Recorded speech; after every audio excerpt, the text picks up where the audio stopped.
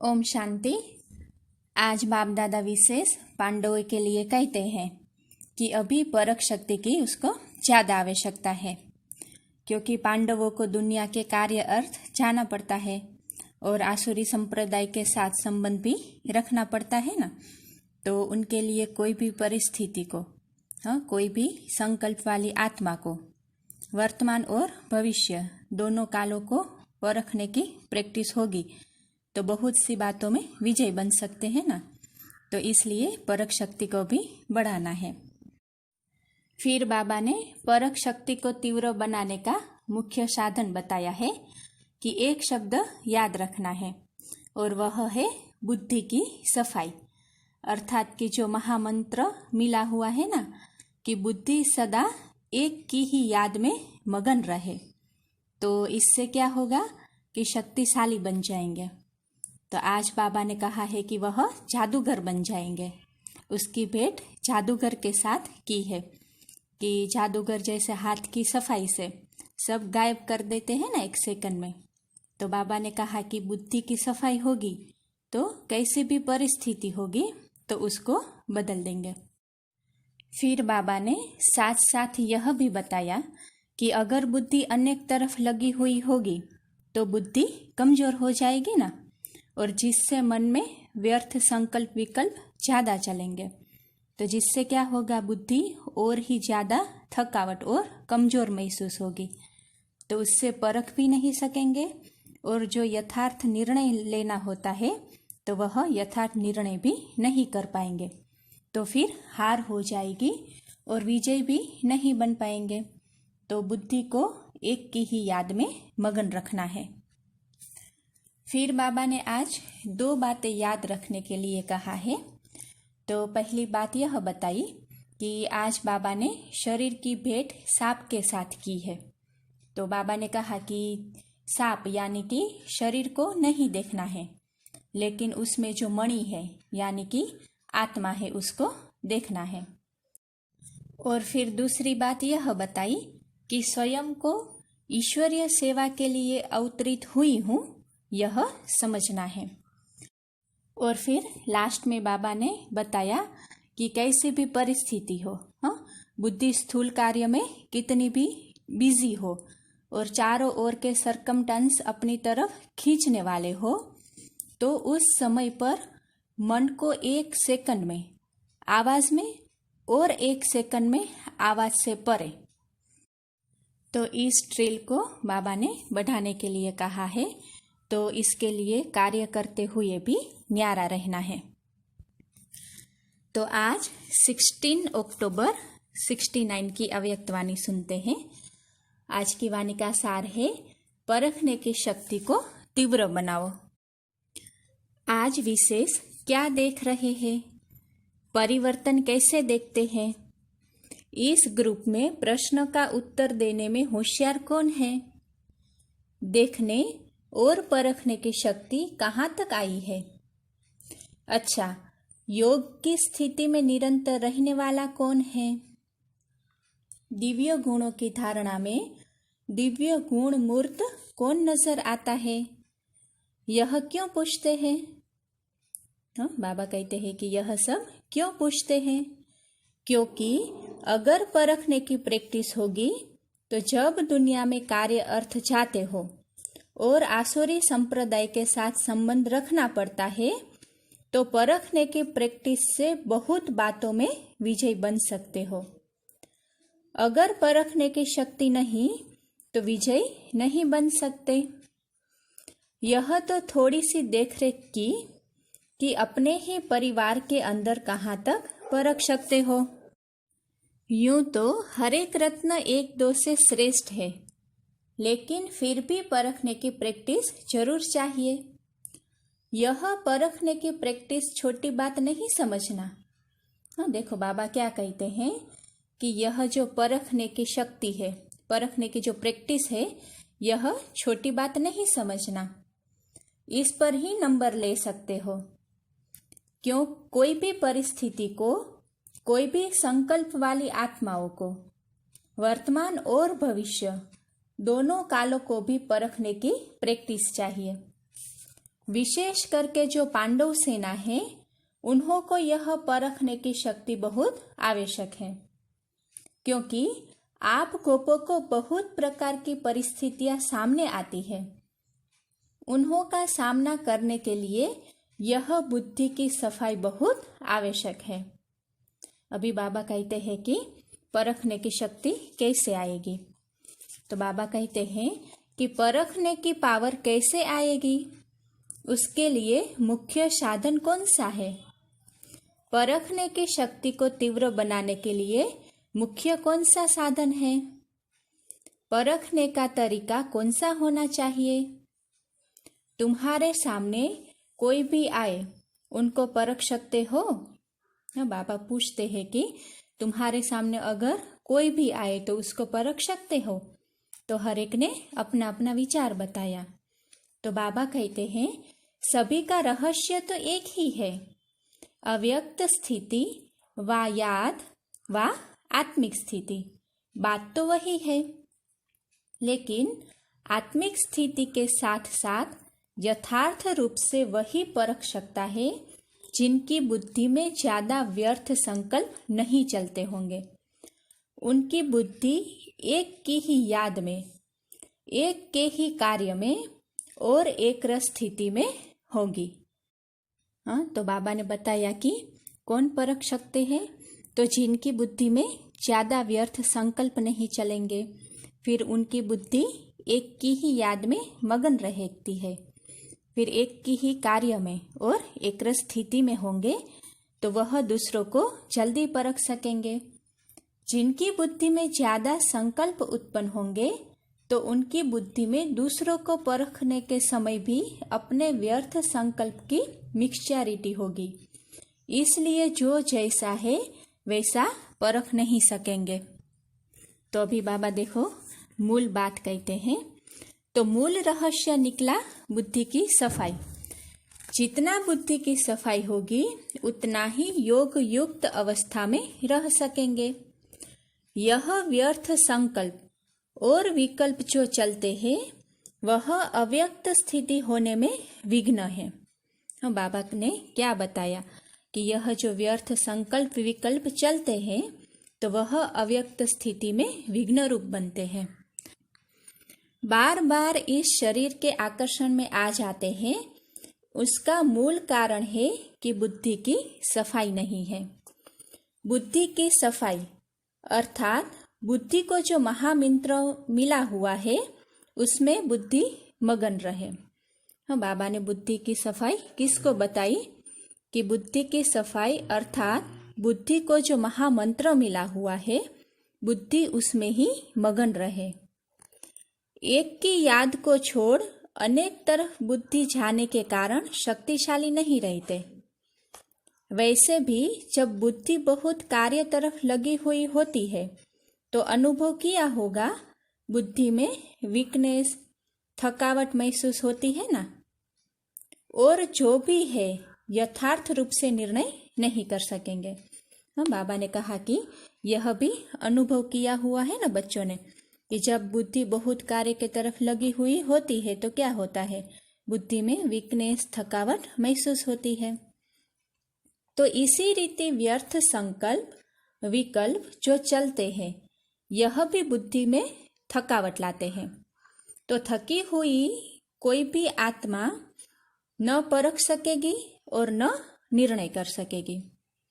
कितना भी होशियार होगा तो थकावट में उनके परखने निर्णय करने में फर्क पड़ जाता है।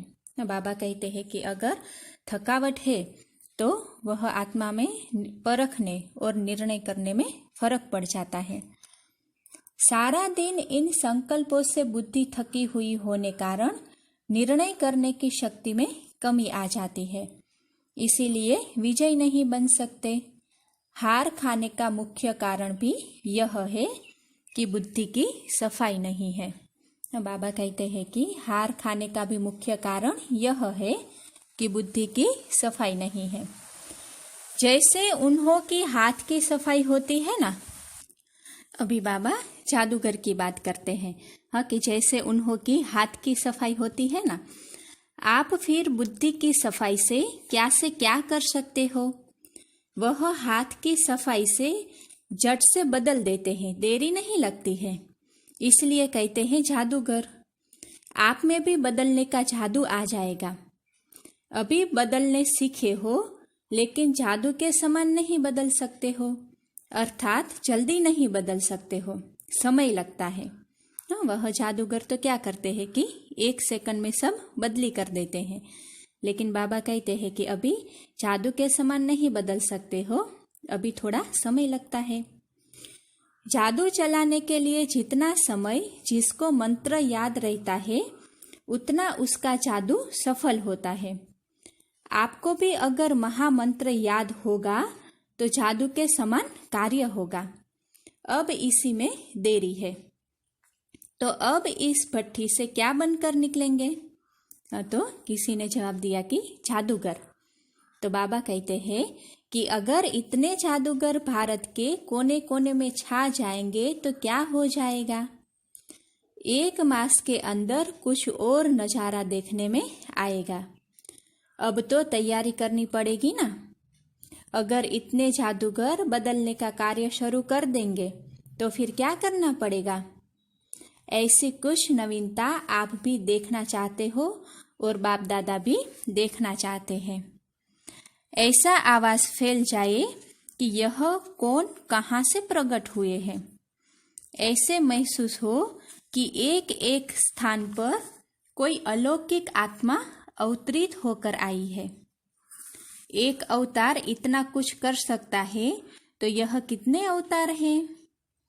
यहाँ से जब जाओ तो ऐसे ही समझ कर जाना है कि हम इस शरीर में अवतरित हुए हैं ईश्वरीय सेवा के लिए। हाँ, बाबा कहते हैं कि सदा यही समझना है कि इस शरीर में हम अवतरित हुए हैं ईश्वरीय सेवा के लिए। अगर यह स्मृति रख कर जाएंगे तो आपकी हर चलन में अलौकिकता देखने में आएगी। जो भी आपके देवी परिवार वाले व लौकिक परिवार वाले हैं, वह महसूस करेंगे कि यह कुछ अनोखे ही बनकर आए हैं, बदल कर आए हैं।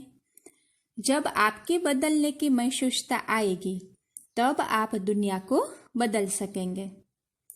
अगर आप सभी के बदलने की भाषा नहीं तो दुनिया को नहीं बदल सकेंगे। खुद बदलकर दुनिया को बदलना है। हाँ, देखो बाबा क्या कहते हैं कि स्वयं को बदलेंगे तो दुनिया को भी बदल सकते हैं। ऐसे ही समझ कर चलना है कि निमित्त मात्र इस शरीर का लोन लेकर ईश्वरीय कार्य के लिए थोड़े दिन के लिए अवतरित हुए हैं। कार्य समाप्त करके फिर चले जाएंगे। यह स्मृति लक्ष्य रख के ऐसी स्थिति बनाकर फिर चलना है। यह बगीचा है। बाप दादा चैतन्य बगीचे में आते हैं तो कुछ वाणी से खुशबू लेते हैं, कुछ नयनों से, कुछ मस्तक के मणि से। हरेक के मस्तक के मणि की चमक बाप दादा देखते हैं। ऐसे ही अगर आप सभी की मस्तक के मणि को ही देखते रहो तो फिर यह दृष्टि और वृत्ति शुद्ध शतोप्रधान बन जाएगी। दृष्टि जो चंचल होती है उसका मूल कारण यह है। मस्तक के मणि को न देख शारीरिक रूप को देखते हो। रूप को न देखो लेकिन मस्तक के मणि को देखो। जब रूप को देखते हो तो ऐसे ही समझो कि सांप देख रहे हैं। आज बाबा शरीर की भेंट सांप के साथ की है। तो बात देखो बाबा ने क्या कहा कि जब रूप को यानी कि शरीर को देखते हो तो ऐसे समझो कि सांप को देख रहे हैं। सांप के मस्तक में मणि होती है ना, तो मणि को देखना है न कि सांप को। हाँ, बाबा कहते हैं कि सांप को नहीं देखना है यानी कि देह को नहीं देखना है, लेकिन मणि को, हाँ, आत्मा को देखना है। अगर शरीर भान में देखते हो तो मानो सांप को देखते हो। सांप को देखा और सांप ने काटा। सांप तो अपना कार्य करेगा ना। सांप में विष भी होता है। कोई कोई विशेष सांप होते हैं जिनमें मणि होती है। आप गोपों को सांप को कैसे मारना है, क्या करेंगे? आप सांप को देखते हुए भी सांप को न देखो, लेकिन मणि को ही देखो। मणि को देखने से सांप का जो विष है वह हल्का हो जाएगा। अगर शरीर रूपी सांप को देखा तो फिर उनके बन जाएंगे, उन समान बन जाएंगे। लेकिन मणि को देखेंगे तो बाप दादा के माला के मणि बन जाएंगे। या तो बनना है सांप के समान, या तो बनना है माला की मणि। अगर मणि बनना है तो देखो भी मणि को। फिर जो यह कंप्लेन है कि वह बदलकर कंप्लीट हो जाएंगे सिर्फ बुद्धि की परख से। कहाँ कंप्लेन, कहाँ कंप्लीट, रात दिन का फर्क है ना। बाबा कहते हैं कि कहाँ कंप्लेन वाले होते हैं और कहाँ कंप्लीट बन जाते हैं, तो इसमें रात दिन का फर्क है। लेकिन सिंधी भाषा में लिखेंगे तो सिर्फ 2 बिंदियों का फर्क है। यहाँ भी ऐसे हैं, 2 बिंदी, एक स्वयं की, एक बाप दादा की। यह तो बिंदी ही याद में रहे तो कंप्लेन की बजाय कंप्लीट हो जाए। बाबा कहते हैं कि अगर बिंदी ही याद रहे तो कंप्लेन समाप्त हो जाएगी और कंप्लीट बन जाएंगे। इसलिए आज से यह प्रतिज्ञा अपने आप से करो। बाप दादा के सामने तो बहुत प्रतिज्ञाएं की है, लेकिन आज अपने आप से प्रतिज्ञा करो कि अब से लेकर सिवाय मणि के और कुछ देखना नहीं है, और खुद ही माला के मणि बन करके सारी सृष्टि के बीच चमकेंगे। बाबा देखो क्या कहते हैं कि बाबा के सामने तो बहुत प्रतिज्ञाएं करते हैं, लेकिन आज बाबा कहते हैं कि अपने आप से प्रतिज्ञा करनी है। यह जब खुद मणि बनेंगे तब चमकेंगे, अगर मणि नहीं बनेंगे तो चमक नहीं सकेंगे। जब प्रतिज्ञा करेंगे तब ही प्रत्यक्षता होगी। अपने आप से पूर्ण रूप से प्रतिज्ञा नहीं कर पाते हो, इसलिए प्रत्यक्षता भी पूर्ण रूप से नहीं हो पाती है। प्रत्यक्षता कम निकलने का कारण अपने आप से प्रतिज्ञा की कमी है। अभी अभी बोलते हो, फिर अभी अभी भूलते हो। लेकिन अब प्रतिज्ञा के साथ साथ यह भी निश्चय करो कि प्रत्यक्षता भी लाएंगे। पांडव सेना है ज्ञानी तो आत्मा, और शक्ति सेना है स्नेही तो आत्मा। जो स्नेही है वह योगी है। अभी तो एक एक पांडव के मस्तक में उमंग उत्साह झलक रहा है। यह उमंग और उत्साह एक रस सदा रहे। मेहनत जो ली है उसका फल दिखाना है। अगर मेहनत ली हुई यहाँ चुकतू नहीं करेंगे तो फिर सतयुग में वह मेहनत का फल देना पड़ेगा। इसलिए जो मेहनत ली है उसे भरकर देना। हर एक सेवा केंद्र से यह समाचार आना चाहिए कि यह कुमार तो अवतरित होकर के इस पृथ्वी पर पधारे हैं। ऐसा समाचार जब आए तब समझो कि फल निकल रहा है। अभी ऐसी स्थिति की आवश्यकता है। जैसे बाप दादा लोन लेकर आते हैं ना, अभी तो दोनों ही लोन लेते हैं। थोड़े समय के लिए आते हैं। किस लिए? मिलने के लिए। वैसे ही आप सभी भी समझो कि हम लोन लेकर सर्विस के निमित्त आए हैं, थोड़े समय के लिए। जब ऐसी स्थिति होगी तब बाप का प्रभाव दुनिया के सामने आएगा। दोनों ही हिसाब ठीक किया है, या लेने का किया है, देने का नहीं। 6 मास तक एक रस रहेंगे ना, कि 15 दिन के बाद लिखेंगे कि चाहते तो है लेकिन क्या करें, यह हो गया।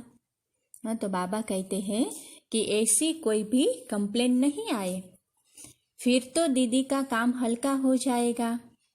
आप खुद भारी होंगे तो सारा कार्य भारी हो जाएगा। बाप दादा की आशा है व शुद्ध संकल्प कहे यही रहता है और रहेगा ही कि एक एक नंबर 1 हो। बाबा कहते हैं कि बाप का तो यही शुद्ध संकल्प, यही एक आश रहती है कि उसका हर एक बच्चा नंबर 1 बने। लेकिन सारे कल्प के अंदर जो अभी की स्थिति बनाएंगे वह तो अब के हिसाब से नंबर 1 है ना, जो वास्तविक संपूर्ण स्टेज है। इसके लिए कह रहे हैं अभी यह लक्ष्य रखे कि हम नंबर 1 जाएंगे। यह नहीं सोचना कि सभी कैसे नंबर 1 में जाएंगे, इसमें महादानी नहीं बनना है। 2 बातें मुख्य याद रखनी है। एक तो मणि को देखना, देह रूपी सांप को न देखना, और दूसरी बात है अपने को अवतरित समझना है। हाँ, बाबा ने आज कहा है कि यह 2 मुख्य बातें याद रखनी है कि शरीर को नहीं देखना है, आत्मा को यानी कि मणि को देखना है, और दूसरी बात बताई कि स्वयं को अवतरित हुए समझना है। इस शरीर में अवतरित होकर कार्य करना है। और एक स्लोगन सदा याद रखना कि जो बाप दादा कहेंगे, जो कराएंगे, जैसे चलाएंगे वैसे ही करेंगे, चलेंगे, बोलेंगे और देखेंगे। बाबा कहते हैं कि यह स्लोगन सदा याद रखना कि बाप दादा जो कराए, जैसे चलाए, हाँ वैसे ही करेंगे, वैसे ही चलेंगे, वैसे ही देखेंगे और बोलेंगे। यह है पांडव सेना का मुख्य स्लोगन। जो कहेंगे वह सोचेंगे, और कुछ सोचना ही नहीं है।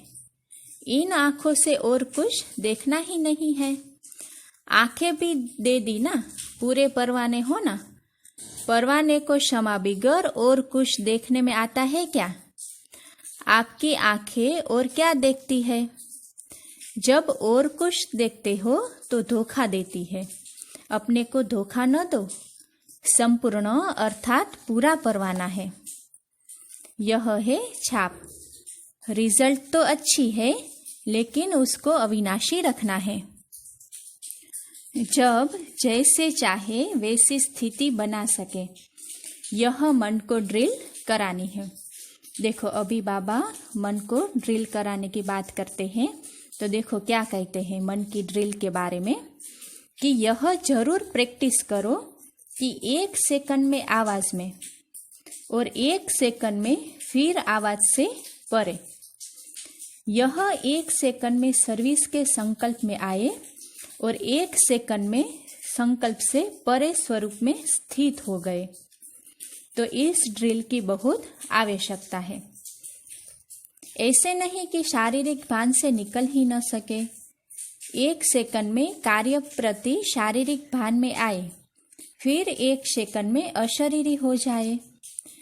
जिसकी यह ड्रिल पक्की होगी वह सभी परिस्थितियों का सामना कर सकते हैं। जैसे शारीरिक ड्रिल सुबह को कराई जाती है ना, वैसे यह अव्यक्त ड्रिल भी अमृत वेले विशेष रूप से करनी है। करना तो सारा दिन है, लेकिन विशेष प्रैक्टिस करने का समय अमृत वेला का है। जब देखो बुद्धि बहुत बिजी है तो उसी समय यह प्रैक्टिस करो। हाँ देखो अभी बाबा कहते हैं कि यह 1 सेकंड में शरीर के भान में आए और 1 ही सेकंड में शरीर के भान से एकदम अशरीरी हो गए। तो इस ड्रिल की अभी क्यों जरूरत है वह बताते हैं कि जब देखो बुद्धि बहुत बिजी है तो उसी समय यह प्रैक्टिस करो कि परिस्थिति में होते हुए भी अपनी बुद्धि को न्यारा कर सकते हैं। लेकिन जब न्यारे तब हो सकेंगे जब जो भी कार्य करते हो वह न्यारी अवस्था में होकर करेंगे। अगर उस कार्य में अटैचमेंट होगी तो फिर 1 सेकंड में डिटेच नहीं होंगे।